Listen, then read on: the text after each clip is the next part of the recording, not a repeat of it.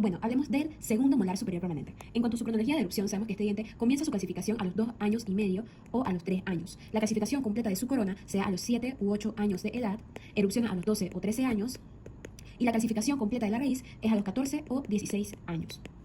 Su eje longitudinal tiene una inclinación de 6 grados con respecto al plano facial y de 12 grados con respecto al plano medio. Su corona general es más pequeña que la del primer molar. Entonces hablemos de su cara oclusal.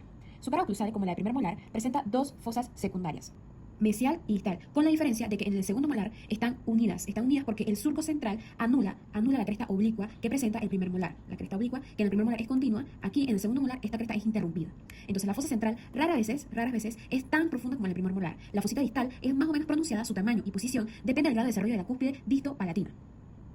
El surco ocluso vestibular ya no se orienta hacia distal, tiene aquí una dirección paralela al eje mayor de la cara. Tampoco es constante en su situación. Generalmente está situado cerca del centro del diámetro mesio-distal y en otras ocasiones se encuentra hacia distal por la disminución de la cúspide disto-vestibular. El surco ocluso palatino, que en el primer molar cruzaba la superficie oclusal en la proximidad de su centro, algo hacia distal, presenta en el segundo molar una situación variable. En algunos casos se encuentra cerca del centro, en otros casos se encuentra cerca del ángulo disto-palatino y otras veces simplemente no existe. Este diente presenta 4 cúspides, 2 vestibulares y 2 palatinas, más pequeñas y de menor angulación que las del primer molar. Las dos cúspides distales son menores, especialmente la disto-palatina, que puede ser muy pequeñas y en ocasiones puede hasta faltar, en cuyo caso la cúspide mesio-palatina de la cara oclusal ocuparía toda la porción palatina de la cara oclusal. Esto sería una variación de la cara oclusal del segundo molar.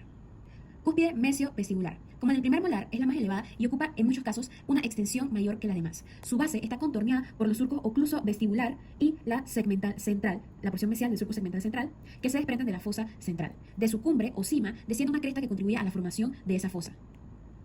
Cúspide disto-vestibular. La forma de esta cúspide no es constante. En unos casos es parecida a la del primer molar, pronunciada y bien formada, en cuyo caso está delimitada por surcos como los del primer molar. Con mayor frecuencia es más pequeña y redondeada y su cima está dirigida hacia distal. Ok, la cúspide mesio-palatina.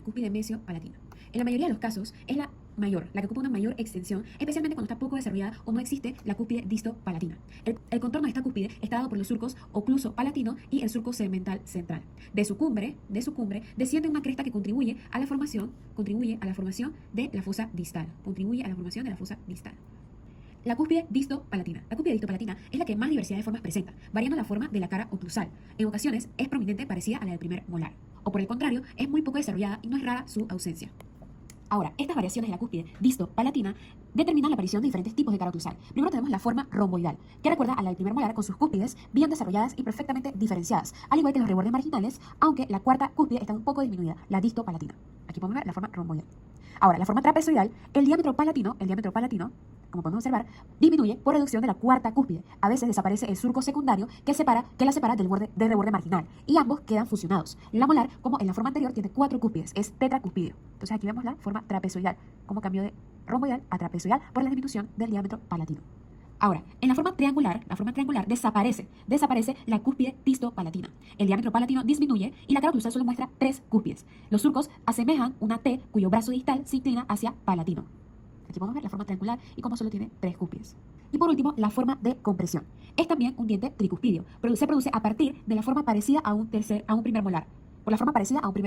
En el que por compresión se acercan los ángulos mesio-palatino y disto-vestibular. Es decir, que se reúnen aún más las dos cúspides en el primer molar, que en el primer molar aparecían unidas por la cresta. Es decir, esta cresta que aparece aquí se une mucho más por compresión, dando como resultado una forma por compresión, donde la cúspide mesio-palatina y la disto-vestibular quedan mucho más unidas.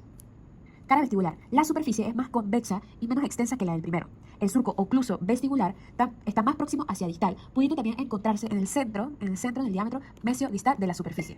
Cara palatina. Cuando el diente es de 4 cúspides, es semejante a la del primero, con las diferencias más marcadas por la mayor desproporción de las cúspides y la ausencia del tubérculo de Carabelli, que solo en muy raras ocasiones se presenta. Cuando el diente es tricuspidio, se visualiza una sola cúspide, lo que hace que tome una forma pentagonal, convexa en ambos sentidos, sin surcos ni tubérculos de Carabelli.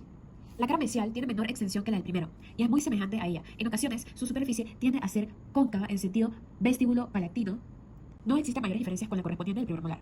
Y en cuanto a la cara distal, de menor extensión y una convexidad más pronunciada que en la del primer molar. Ahora, en cuanto a sus raíces, son dos vestibulares y una palatina como en el primer molar, igual número y nombre, pero estas son menores y tienden a acercarse más, a no estar tan separadas como en el primer molar. Con frecuencia se encuentran fusionadas, las tres o si no, las dos vestibulares. Es muy poco frecuente encontrar fusionada la palatina con la mesial y muy poco más frecuente ver fusionada la palatina con la distal. Se reduce o desaparece el espacio interradicular y existe una mayor desviación hacia distal.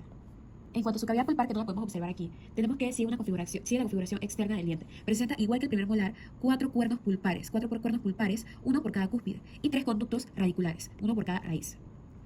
Solo que son más reducidos que los del primer molar y de menor dimensión. Gracias, espero que este video les haya gustado. Perdón la voz que estoy enferma. Bye.